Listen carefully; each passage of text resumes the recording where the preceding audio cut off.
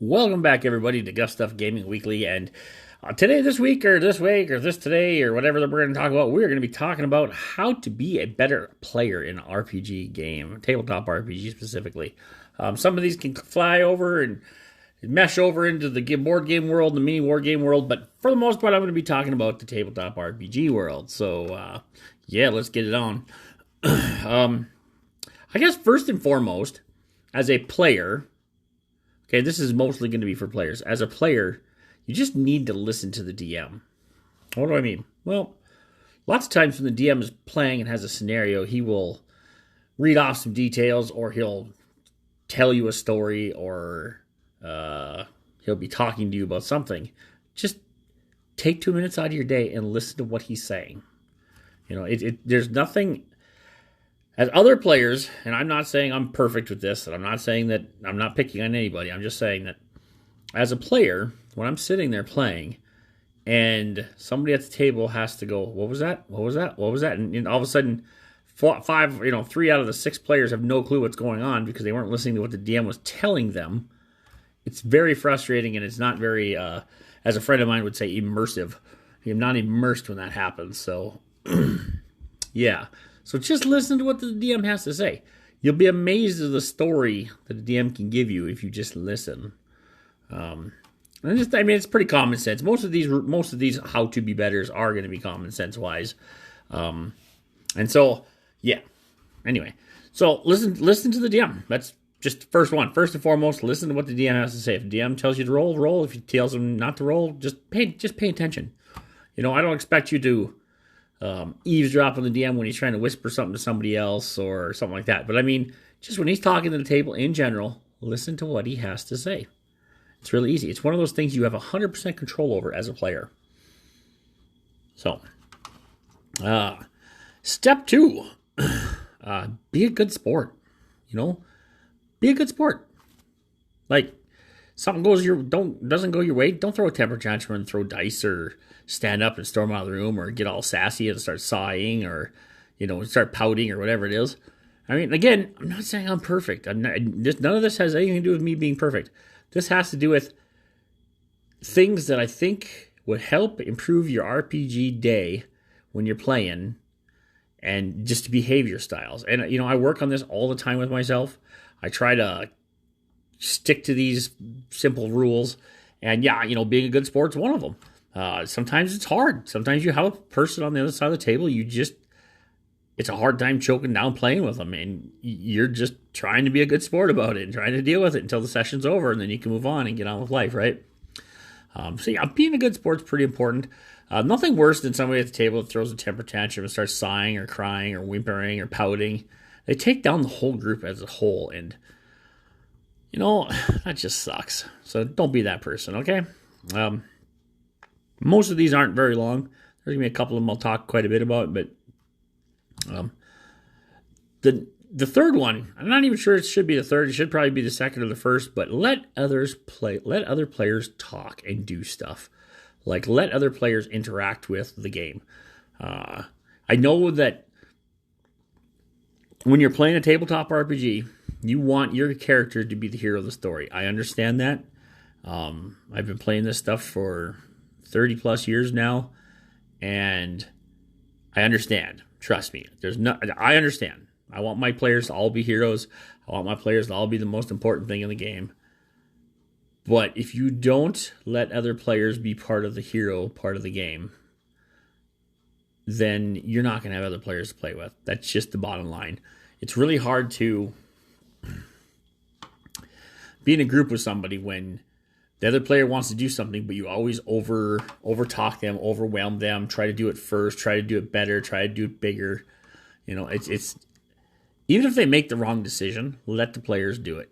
Sometimes you can say, well, Joe, and this is not anybody I know in specific, so, Joe, if you go and open that door, there could be a trap there, even, because, you're the rogue and you've seen there's a trap there. Joe's like, well, I'm going to open it anyway, so just be quiet. You could sit there and argue with them. You could sit there and, knit back and forth, blah, blah, blah, blah, blah. But I think at that point, the best thing to do is just let them open the door. To be honest. I mean, unless you know it's going to kill the whole party, just open the door. That doesn't really matter. Just Just let the player do and talk what they want, because everybody's got to take turns. There's 5 players at the table. All 5 people have to have their moment in the spotlight, per se. Excuse me. So it is really good to constantly just kind of be aware and be vigilant on the turn-taking aspect of the role-playing game. And there will be moments where the DM and you go back and forth, and maybe it is a half hour, 45 minutes, or a good portion of the session. It's just one player and the DM going back and forth because there's a plot line that needs to be really worked out there. At that point, depending on what the plot line is, either pay really good attention to what's going on so you can see, so nobody has to repeat themselves, especially if it has something to do with you in the long run, or just start thinking about what you're going to do when it's your turn, and write notes down and take notes and get yourself mentally prepared for when the DM says, okay, well, we're moving on from Joe now, we're moving on to Jack, then Jack's ready to go. Like, don't be that guy, what were we doing again? Like, don't be that person. Just like, let other players talk, pay attention, and just do what you can to, just do what you can to be a good player. Again, that's another way to be a good player. Excuse me. Fourth one, I would say, is try to stick with the theme of the game. As a player and a DM both, having a player or a DM or mostly having players that when you're in DM and you have players that just decide that, your campaign, let's say, okay, I'm a DM and my campaign, I want it to be, say, a good themed campaign where we're trying to be the heroes that save the world from the evil armies of blah, blah, blah. Right? And you have that one player that just absolutely wants to be a criminal, crook and steal and beg, borrow, and steal from everybody they possibly can. That is just very disappointing. And I'm not saying that players shouldn't have the freedom to do things like that. They should be. But in theme and with the idea of a good game and everybody having a good experience, it's best that everybody kind of just tries to stick to the theme. Right now I have a group that is, I had a group that we were playing this module called Dragon Heist, and it's a 5th edition module. And my group, for the most part, was absolutely wonderful. Like, the theme, and I told them off all the beginning when we were doing, 0 session character creation. I said, I want your characters to be good themed. I want them to be with the mentality that they're there to save the world, essentially, or save whatever's going to happen. And when you set that expectation up in the beginning of a module or a campaign, most people are happy to understand and work with that. And if a player doesn't want to work with you, then you can just ask that player to move on and find somebody else to play.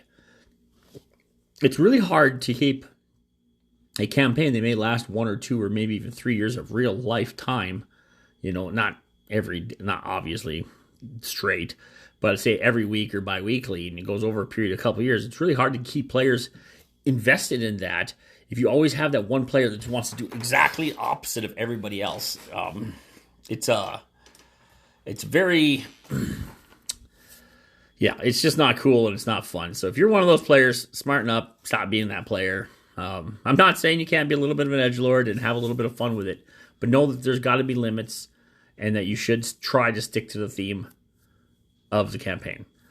I always set a theme ahead of time for my players. That theme may change over the period of a campaign. If I see the players slowly going one way or another, to the bad, to the good, I'll slowly move the campaign myself towards that to move with the players, so it's a flowing motion of campaign instead of just like a abrupt right angles and T intersections and stuff. So that's kind of what it goes down to. You just need to try and stick with the theme of the game. I've played many campaigns where that has been always the case, and then there's been a few campaigns where that is not the case.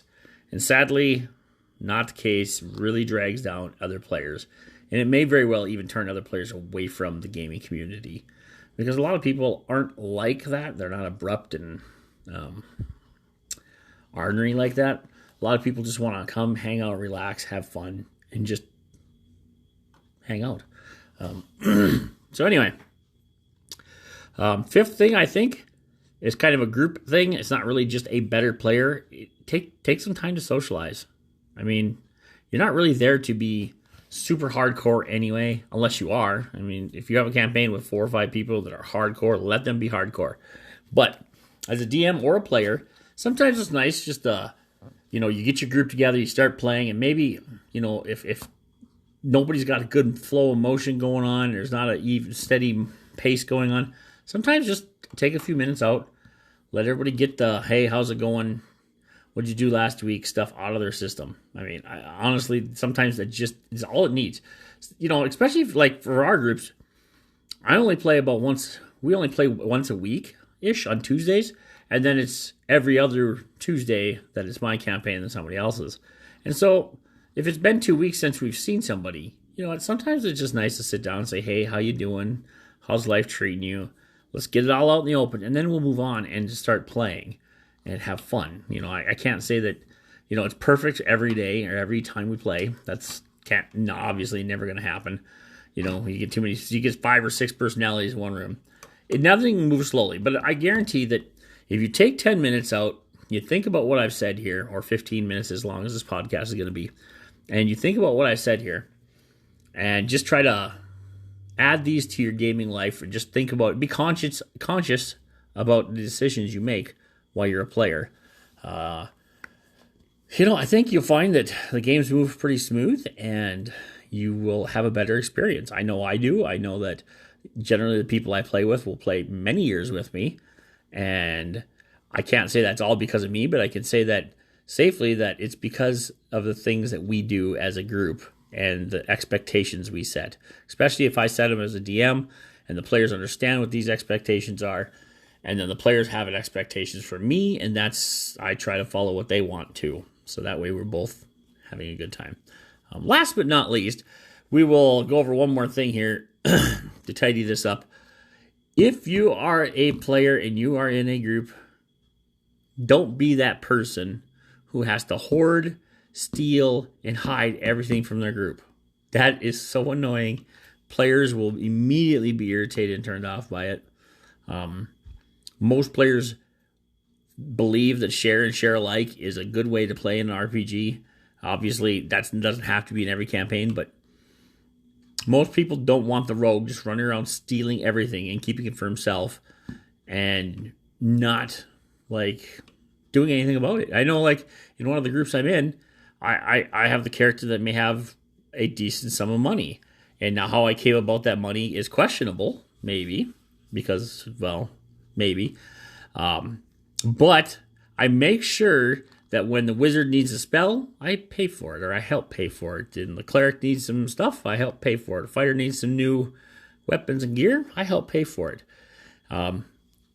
No questions. They don't ask me where the money comes from, and that's fine, because I don't know if I would tell them anyway. But I do help with the best I can. And so far that works good. And that's the way to be. If you're going to be a criminal-ish type of person, the thug, be willing to generously share with your group, and they may not ever ask you where you got your money. They may not care, because you're helping them, and they're helping you stay alive. So yeah, but don't be the guy who's like, oh, the warrior knocks open the door and sees a chest, and then you're like, well, I'm going to go open the chest. While everybody else is fighting. What? That's kind of a dink move, and it's not really cool to do that. If you see somebody open a chest and you go run over, or you see somebody open the door and they start walking towards the chest, just let them have it. There's nothing wrong. As a player, even if you are the rogue, just let them have it, because you know what? Everybody deserves that little spice of life when they're playing a game. And yes, I mean this. You deserve it when you've committed time to somebody and you committed time to a group to have fun and interact with this group. They deserve to have a little bit of the spotlight, a little spice, a little slice of the cake, a little spice of life there that is just to theirs. Like they can open the bag. You know what? And they don't have to tell you what it is. Lots of times the DM or the player will be happy to tell you what it is. But just give them that little magic moment. It's like Christmas, but inside of a game, right? And so just don't be that person. If you're a priest, heal people. If you're a fighter, tank for people. Try and get in the way of the priest so the priest doesn't get killed, and I guarantee that priest is going to look after you. you see the wizard getting pummeled on, go after whatever's attacking the wizard. The wizard can definitely help you when, stuff goes bad. So, anyway, some of my 5 steps to how to be a better RPG player. I know there's plenty more we could have went over, and I know we could have went into more details, but that's just kind of where I was at. And this is kind of what I wanted to start talking about today. So here we are. If you'd like me to do more videos on this, or more talks about this, then go ahead and leave some feedback for me, and we will try to make another one. Anyway, until next time, my name is Scott. You call me Guff, and I'll be signing off.